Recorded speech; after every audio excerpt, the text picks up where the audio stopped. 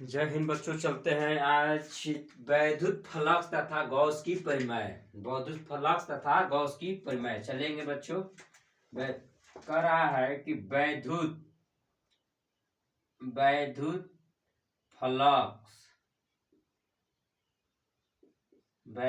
Flux तथा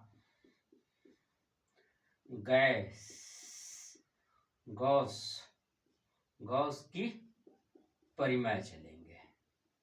इसके बारे में हम लोग जानेंगे। कह रहा है, अब पहला क्वेश्चन मानिए, हम लोग जानते हैं पहला क्वेश्चन क्या है, ए है, ठीक है। तो कह रहा है वैद्युत क्षेत्र नहीं क्षेत्रफल वेक्टर।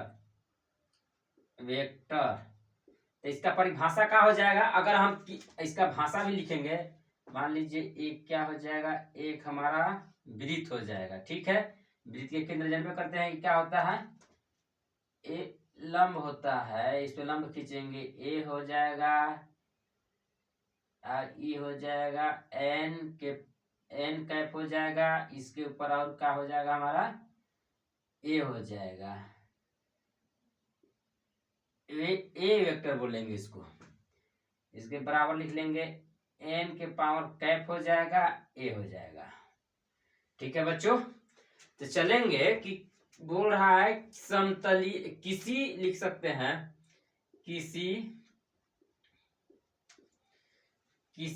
या यहां से भी लिख सकते हैं,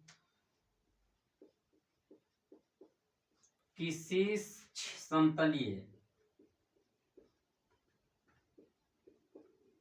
समतलीय क्षेत्रफल, ये क्या है, समतलीय क्षेत्रफल है, क्षेत्रफल के साथ क्या होता है, साथ दिशा भी होता है,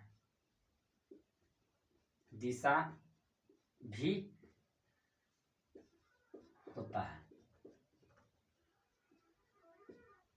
और फिर क्षेत्रफल के दिशा भी होता है, क्षेत्रफल और क्षेत्रफल की दिशा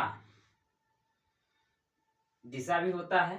क्षेत्रफल की दिशा क्या है, और डायरेक्टली अगर बेसिस अगर हम लोग जानना चाहेंगे तो ऐसे भी लिख सकते हैं कि क्षेत्रफल बाहर की ओर खींचे गए अभिलंब की दिशा क्षेत्रफल एक बाहर की ओर खींचे गए के अनुदिशा वेक्टर ए के निरूपित कर सकते हैं, जिसका लंबाई का क्षेत्रफल ए है।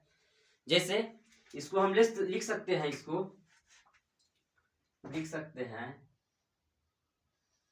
ऐसे भी लिख सकते हैं जी, ए वेक्टर बराबर एन के पावर कैप ए हो जाएगा।